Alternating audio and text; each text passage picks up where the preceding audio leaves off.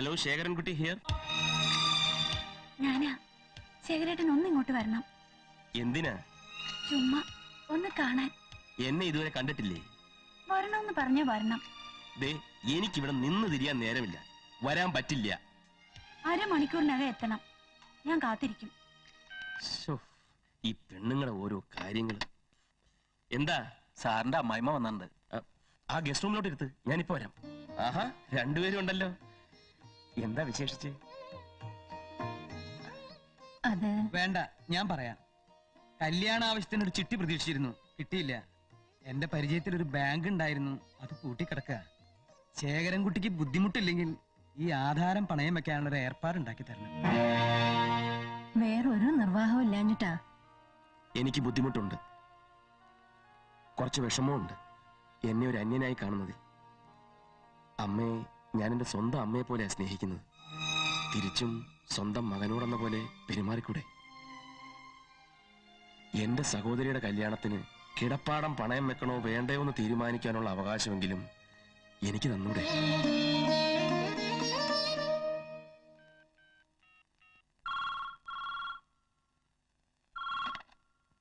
Hello, ശേഖരേട്ടനുണ്ടോ?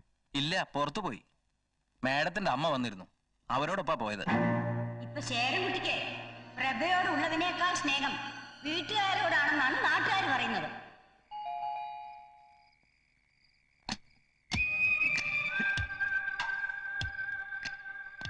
പിണക്കത്തിലാണല്ലേ? ഞാൻ ചെയ്തത് ഒരു വലിയ തെറ്റാണെന്ന് എനിക്കറിയാം. എന്റെ ഭാര്യയ്ക്ക് പെട്ടെന്നൊന്ന് കാണണമെന്ന് തോന്നിയപ്പോ വരാൻ പറ്റിയില്ല.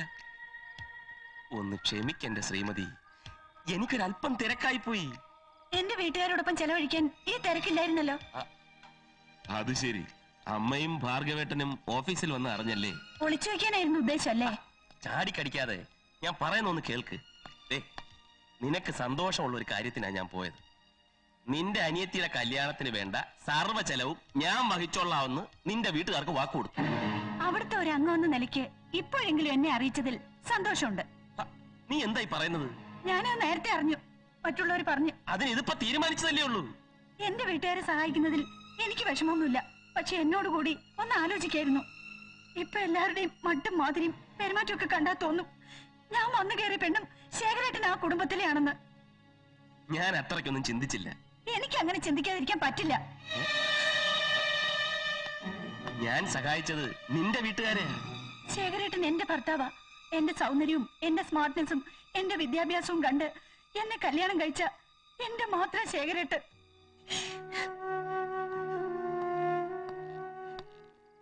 നീ എപ്പോഴും പറയാറുള്ള നിന്റെ സൗന്ദര്യവും നിന്റെ സ്മാർട്ട്നെസ്സും നിന്റെ വിദ്യാഭ്യാസവും നിനക്കുള്ള പ്ലസ് പോയിന്റുകളായിരുന്നു, സമ്മതിച്ചു. പക്ഷെ നിന്നെ കെട്ടിയത് ഞാൻ പോലും അമ്മയെന്ന് വിളിക്കാൻ കൊതിച്ച എന്നെ പഠിപ്പിച്ച ആ ടീച്ചറുടെ മോളായതുകൊണ്ടാ. ആ ടീച്ചറുടെ സ്വഭാവ മഹിമ നിന്നിലുണ്ടെന്ന് കരുതിയട്ടാ. ആ ധാരണ നീ തെറ്റിക്കരുത്. എന്തിനാ മോളെ ഈ പിടിവാശി? ഞാനിതെല്ലാം ചെയ്തത് നിനക്കൂടി സന്തോഷമാവുമെന്ന് കരുതിയിട്ടില്ലേ? ദേ, ഇനി നിന്നോട് ആലോചിക്കാതെ ഞാൻ ഒന്നും ചെയ്യില്ല. പോരെ, പോയി കുടിക്കാൻ എന്തെങ്കിലും എടുത്തേ. ചെല്ലടി. ഈ പെട്ടിയുടെ കൊണ്ടുപോയി. എന്റെ ദൈവമേ. ദേവനെ, തിങ്കളാഴ്ചയാണ് വസ്ത്രങ്ങളോ ആഭരണങ്ങളോ എടുക്കാൻ തീരുമാനിച്ചിരിക്കുന്നത്. അത് ശരി, അപ്പൊ അതും തീരുമാനിച്ചു കഴിഞ്ഞു അല്ലേ? തന്നെ തന്നെ പോയി എടുത്താ മതി.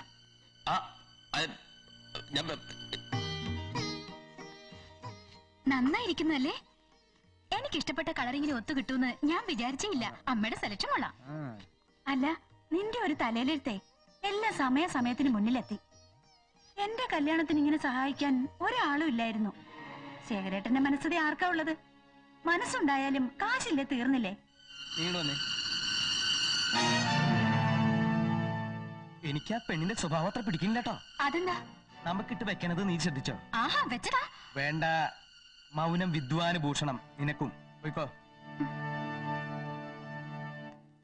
ഭാർഗവേട്ടൻ എങ്ങോട്ടാ? ഒരു കൊട വാങ്ങിക്കാൻ പോവാ.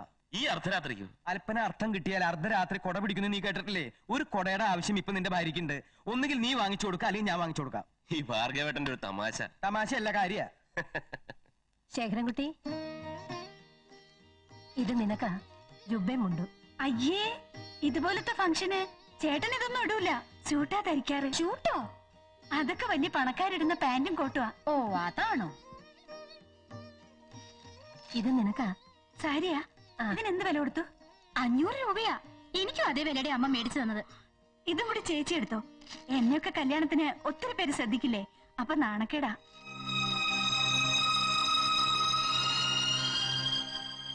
നിനക്കും വേണ്ട ജുബമുണ്ടും പാന്റും ഫുൾ സ്ലീവ് ഷർട്ടും കഴുത്തേൽ ഒരു കുരുക്കും കെട്ടി വേസ്റ്റ് കോട്ടും അതിന്റെ മേലൊരു കോട്ടും ഒക്കെ ഇട്ട് വടി പോലെ നിന്നാൽ അതിനൊരു ജെന്റൽ ലുക്കാ. പക്ഷേ അതിനൊരു മലയാള തനിമയില്ല. അമ്മ ആ മുണ്ടും ജുബഞ്ഞോട്ട് തന്നേ, ആ സാരി ഇഞ്ഞ് തന്നേ. ഇതവൾ ഉടുക്കും. ഇതുടുത്തോണ്ടേ അവള് കല്യാണത്തിന് വരും. ഇല്ലെങ്കിൽ ഞാൻ അവളുടെ ഭർത്താവാണെന്ന് പറഞ്ഞ് നടന്നിട്ട് വല്ല കാര്യമുണ്ടോ അമ്മേ?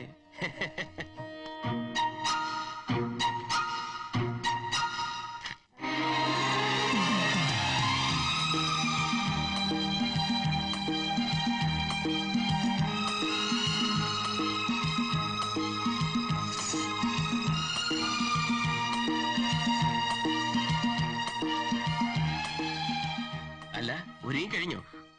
എങ്ങനെയുണ്ട് ഈ സാരിയും ബ്ലൗസും ഒക്കെ? ജുവൽസ് ഓക്കെ, പക്ഷെ സാരി പോരാ. ഇത് ഒരു തവണ നീ ഉടുത്തല്ലേ? ഒരു പ്രാവശ്യം പോലും ഉടുക്കാത്ത ഒറ്റ സാരിയും എനിക്കില്ല. അത് ഒരു ദിവസം തന്നെ നീ 2-3 സാരി മാറ്റി ഉടുക്കുന്നുണ്ടല്ലേ. വിഷമിക്കണ്ട, നിനക്കുടുക്കാൻ ഒരു പുത്തൻ സാരി ഞാൻ വാങ്ങിച്ചിട്ടുണ്ട്.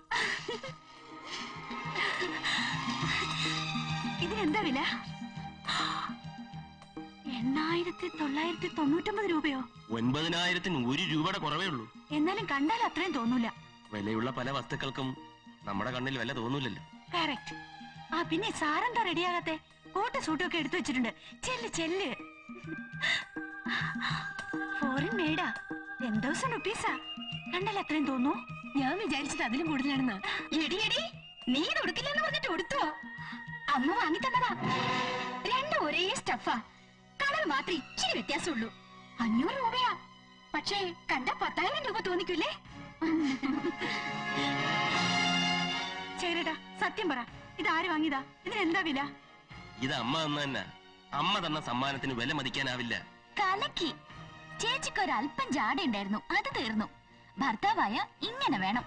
ശേഖരേട്ടൻ ഒരു സ്റ്റൈലിൻ ഹസ്ബൻഡ് തന്നെ.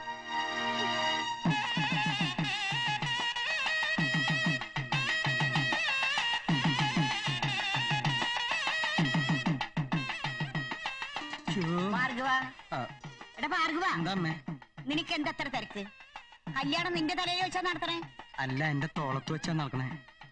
മിറാണ്ടില്ലോ? മിറാണ്ട തരാം, ഒന്നും മിണ്ടാതിരിക്കോ? എന്നൊരു പെപ്സി താടാ. ഷുഗർ ഉള്ളതല്ലേ, ഒരു ഗ്ലാസ് പച്ചവെള്ളം കുടിച്ചാ പോരെ? പച്ചവെള്ളം കുടിക്കണോ ചൂടുവെള്ളം കുടിക്കണോ എന്ന് ഞാൻ തീരുമാനിച്ചോളാം. ആ, നിന്റെ മുതലൊന്നല്ലല്ലോ. ആ. താടാ ഒരെണ്ണം. എന്നെടുത്തോ. കല്യാണം കലക്കല്ലേ അമ്മേ.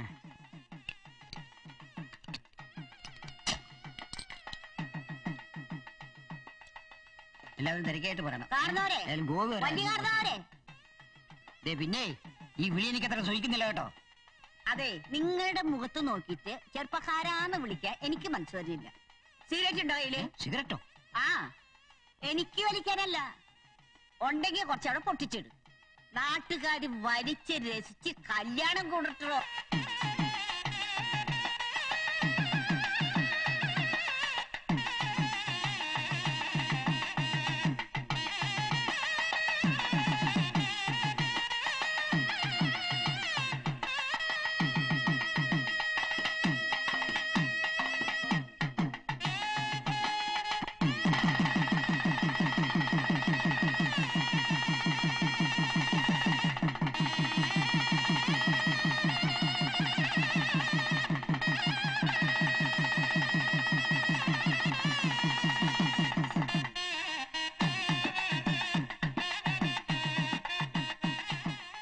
അല്ല, മൂത്ത ആങ്ങളെന്തേ പെണ്ണിന്റെ കൈ പിടിച്ചു കൊടുക്കാൻ?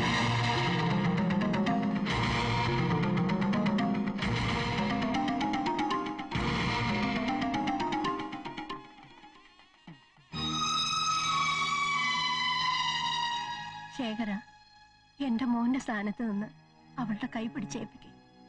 അയ്യോമ്മേ, ഞാൻ ഭാർഗവേട്ട മായയുടെ കൈ പിടിച്ചു കൊടുക്ക്. ഞാനോ? അതെ.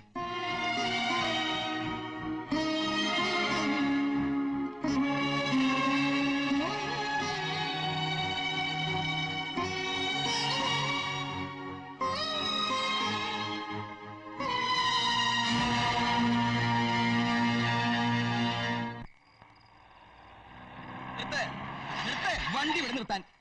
ആ. നിനക്ക് തെറി കേൾക്കണത് ഇഷ്ട?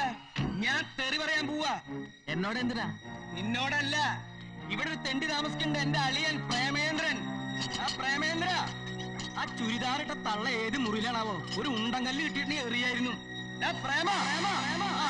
ലൈറ്റ് വരുന്നുണ്ട്. ഇറങ്ങി വാടാ തെണ്ടി. അപ്പൊ നീ ചത്തട്ടില്ല അല്ലേ? അളിയ എന്താ അളിയ ഈ അർദ്ധരാത്രിയിലെ? നിന്നോട് 2 വാക്ക് സംസാരിക്കാൻ വന്നതാ. അച്ചി വീട്ടുകാരുടെ വാക്കും കേട്ട് നീ വന്നില്ലെങ്കിലും നിന്റെ പെങ്ങളുടെ കല്യാണം ഞങ്ങൾ ഗംഭീരായിട്ട് നടത്തിയടാ. കല്യാണത്തിന് വന്നവരൊക്കെ ചോദിച്ചു പെണ്ണിന്റെ മൂത്ത ആങ്ങൾ എന്തിയെന്ന്. ഞാൻ പറഞ്ഞു ചത്തുപോയിന്ന്. അങ്ങനെ പറയുന്നോണ്ട് നിനക്ക് വല്ല വിഷമണ്ടാ? പെണ്ണിന്റെ വാക്ക് കേട്ട് നടക്കണം നിനക്കൊക്കെ ചത്തൂടാ തെണ്ടി. ആരാത്? നിന്റെ അച്ഛൻ. അച്ഛയെ മാത്രല്ല, നിനക്ക് അച്ചിയുടെ അമ്മയും പേടിയല്ലേ? പക്ഷെ എനിക്ക് പേടിയില്ല. ആ സൊസൈറ്റി മാക്കാച്ച എനിക്ക് പുല്ലാടാ പുല്ല്. രാത്രി എന്റെ വീട്ടിൽ കയറി വന്ന് എന്റെ മരുമകനെ തെറി പറയാൻ നീ ആരാടാ? ഞാനാ ഭാർഗവൻ, ഇവന്റെ മൂത്തളിയനാ. ഇവനോട് 10 തെറി പറയാൻ വന്നതാ. കേക്കണ്ടെങ്കിൽ കേറി കൊടുത്തള്ളേ. ശംഖു, ഓ, ഇയാളെ പിടിച്ച് പുറത്താക്കി ഗേറ്റ് അടയ്ക്കാൻ. ശംഖു ഇങ്ങോട്ട് വന്നേ. ഇവിടുത്തെ ഗേറ്റ് അടയ്ക്കാനും തുറക്കാനും തനിക്കിവിടെ വാച്ച്മാന്റെ ജോലിയാ. ഭാർഗവ, നീ വീട്ടിൽ പോവാൻ നോക്ക്. നീ പോവാൻ നോക്കണ അകത്തേക്ക്. എന്താ പ്രേമ? ഒരു അടി കൊടുത്ത് ഇയാളെ പിടിച്ച് ഗേറ്റ് പുറത്താക്ക്. ഇവൻ അടിക്കാൻ കഴിവുണ്ടായിരുന്നെങ്കിൽ നീ എന്നെ അടങ്ങി നിന്നാനെ. അതിനെങ്ങനെയാ? അമ്മ മതിൽ ചാടിയ മോള് ഗോപുരം ചാടുന്നല്ലേ കണക്ക്. എടോ, എന്നെ തനിക്ക് ശരിക്കറിഞ്ഞൂടാ. നിന്റെ വർഗത്തെ കുറിച്ച് ഞാൻ പുരാണത്തിലൊക്കെ വായിച്ചിട്ടുണ്ട്. മണ്ടോദരി, പൂതന, ശൂർപ്പണക, പോടി ഹിഡുംബി. പോടാ അവിടുന്ന്. ഓയ് കിടക്കടി അകത്ത്. ഇനി റിലീസാകാത്ത പുളിച്ച തെറികൾ എന്നെ കൊണ്ട് പറയിപ്പിക്കരുത്. എടാ പ്രേമേന്ദ്ര, നീ സൂക്ഷിച്ചോ. ഈ ഹിപ്പോപ്പൊട്ടാമസ് നിന്നെ വിഴുങ്ങും. അല്ലെങ്കിൽ എന്നതേ ഇങ്ങനെ വിളിച്ചോ. എനിക്കിപ്പോ സമാധാനായി, നല്ല സമാധാനായി. മോനെ വിരോധമില്ല, മോൻ പോയി കിടന്നോ. ചെല്ലേ. ഞാൻ ഒരെണ്ണം അങ്ങോട്ട് പൊട്ടിച്ചെങ്കിലാ. നിങ്ങൾ പോകുന്നുണ്ട് അകത്ത്. ഒരു ചുരിദാർ ശങ്കുവിന് എടുത്തു കൊടുക്കണേ. അവന് ഉറങ്ങട്ടെ സുഖമായിട്ട്. ഞാൻ വിശാലം. നമ്മൾ തമ്മിൽ പരിചയമില്ല. ശാരദ ടീച്ചറിന്റെ മൂത്ത മകൻ പ്രേമേന്ദ്രൻ വിവാഹം കഴിച്ചിരിക്കുന്നത് എന്റെ മോളെയാ. മായയുടെ കല്യാണത്തിന് ഞങ്ങൾ ആരും പങ്കെടുത്തില്ല. ക്ഷണിക്കാത്ത കല്യാണത്തിന് സദ്യ ഉണ്ട് എനിക്ക് ശീലമില്ല. എങ്കിലും ആ കുടുംബത്തിലേക്ക് വന്ന പുതിയ ബന്ധുക്കാരെ ഒന്ന് പരിചയപ്പെടണല്ലോ എന്ന് കരുതി വന്നതാ. ആ മായക്ക് എന്നോട് ദേഷ്യം ഉണ്ടാന്ന് എനിക്കറിയാം. ഒന്നും മനസ്സിൽ വെച്ചേക്കരുത്. എന്റെ ഒരു ചെറിയ പ്രസന്റേഷൻ വാങ്ങിക്കേ. വാങ്ങിച്ചു. രഘു അല്ലേ? ഇനി എന്നെ പറ്റി എല്ലാം മായ വിശദമായിട്ട് പറഞ്ഞുതരും. അമ്മേ, ഞങ്ങളൊന്ന് പുറത്തു പോയിട്ട് വരാം. വരട്ടെ. ഓ, ആ ടീച്ചറിന്റെ ഒരു ഭാഗ്യേ. ഒരു നല്ല കുടുംബത്തിൽ നിന്നൂടെ ഒരു ബന്ധം ഉണ്ടായി. എത്ര കിട്ടി? ഓ, ഞാനൊന്നും ചോദിച്ചില്ല. എല്ലാം രഘുവിന്റെ തീരുമാനമല്ലായിരുന്നോ? കുറച്ച് സ്വർണ്ണം അവളുടെ കഴുത്തിൽ കിടക്കണ കണ്ടു. അറിഞ്ഞ് എന്തെങ്കിലും കൊടുക്കുന്ന സ്വഭാവം ആ വീട്ടുകാർക്കും ഇല്ല. എന്റെ നോട്ടത്തിൽ നിങ്ങളുടെ രഘുമോന് ഒരു 5 ലക്ഷവും 100 പവനും ഒരു മാരുതി കാറും കണ്ണടച്ചോണ്ട് ആര് വേണമെങ്കിലും കൊടുക്കും. എന്തുണ്ടെങ്കിലും മുഖത്ത് നോക്കി തുറന്നു പറയുന്ന സ്വഭാവമുള്ളവളാ ഞാൻ. വിഷമൊന്നും വിചാരിക്കരുത് കേട്ടോ. ഇനി വിഷമിച്ചിട്ട് എന്താ കാര്യം? ഞാൻ രഘുവിന് വേണ്ടി അവന്റെ മുറപ്പണിനെ ആലോചിച്ചതാ. സുലോചന. അവള് ഗൾഫിലാണെന്നുള്ളത് എന്റെ മോനൊരു അയോഗ്യത. അവളാണെങ്കിലോ അവിടെ പൂത്ത പണം ഉണ്ടാക്കിക്കൊണ്ടിരിക്കുക. കാശ് ഇനിയും കിട്ടുമല്ലോ നിങ്ങൾ വിചാരിച്ചാൽ. എങ്ങനെ? മായയുടെ ചേച്ചി പ്രഭാവതിയുടെ ഭർത്താവേ വലിയ കോടീശ്വരനെന്നാ പറയുന്നത്. അയാളല്ലേ ഈ പെങ്കൊച്ചിന്റെ കല്യാണം മുഴുവൻ നടത്തി കൊടുത്തത്. ശേഖരൻകുട്ടിക്കാണെങ്കിൽ മായാന്ന് വെച്ച ജീവനാ. അവള് എത്ര ലക്ഷം ചോദിച്ചാലും അവൻ കൊടുക്കും. കുറച്ച് കാശ് കിട്ടിയാ കഴിക്കുവോ? ഇല്ലല്ലോ. പെണ്ണ് ഗർഭിണിയായ പിന്നെ ഒന്നും നടക്കുന്നു വിചാരിക്കണ്ട. നിങ്ങൾ ബുദ്ധിപൂർവം കരുക്കൽ നീക്കിയാൽ നല്ല തുക മേടിക്കാം. ആദ്യം തന്ത്രത്തിൽ കിട്ടിയില്ലെങ്കിൽ അറിയാലോ. അതൊക്കെ ഒരു അമ്മായിയമ്മയ്ക്ക് ഞാൻ പറഞ്ഞു തരണോ? എന്നാ നീ ഇനി ജോലിക്ക് ജോയിൻ ചെയ്യുന്നത്? നാളെ കഴിഞ്ഞ് പോണം. കല്യാണം കഴിഞ്ഞിട്ട് 1 മാസമായില്ല. അതിനു മുമ്പേ പോയാ ഇവൾ എത്രമാത്രം ദുഃഖിക്കും. എന്ന് കരുതി പോവാതിരിക്കാൻ പറ്റുമോ? ഇനി അവിടെ ചെന്നൊരു ക്വാർട്ടേഴ്സ് തരപ്പെട്ട് കിട്ടിയാൽ ഇവളെയും കൊണ്ടുപോകണം. ഓ, അത് ശരി. പിന്നെ ഞങ്ങൾക്ക് ആരാ ഒരു കൂട്ടുള്ളത്? എനിക്കും കൂടി ഒരു സഹായത്തിനാ നിന്നെ കൊണ്ട് ഉടനെ പെണ്ണ് കെട്ടിച്ചത്. ഞാൻ പറഞ്ഞത് മോനെന്ന് കേക്ക്. ഈ ജോലി വേണ്ടെന്ന് വെക്കേ. നാട്ടിൽ എന്തെങ്കിലും ഒരു ബിസിനസ് തുടങ്ങ്. വീട്ടിൽ നിന്ന് ദിവസവും പോയി വരാവുന്ന രീതിയിൽ. അമ്മ എന്തായി പറയുന്നത്? ഒരു ബിസിനസ് എന്നൊക്കെ പറഞ്ഞാൽ അതിന് കാശ് ഒത്തിരി വേണ്ടേ? ആ, ചെറിയൊരു ബിസിനസ് തുടങ്ങാൻ പോലെ 3-4 ലക്ഷം രൂപ വേണ്ടേ? ഓ, അതിനൊക്കെ വഴിയുണ്ട്. മായ വിചാരിച്ചാൽ നീ ശേഖരൻകുട്ടിയുടെ കാര്യം പറഞ്ഞ അവ സഹായിക്കാതിരിക്കില്ല. നിന്റെ ഭർത്താവിനടുത്ത് ജീവിക്കാൻ വേണ്ടിയല്ലേ. ഞാൻ എങ്ങനെയാ പറയാ? നീ അമ്മയുടെ പിറന്നാളിന് പോണെന്ന് പറഞ്ഞില്ലേ? നാളെ എല്ലാവരും അവിടെ വരും. അവസരം നോക്കി സംഗതി അവതരിപ്പിച്ച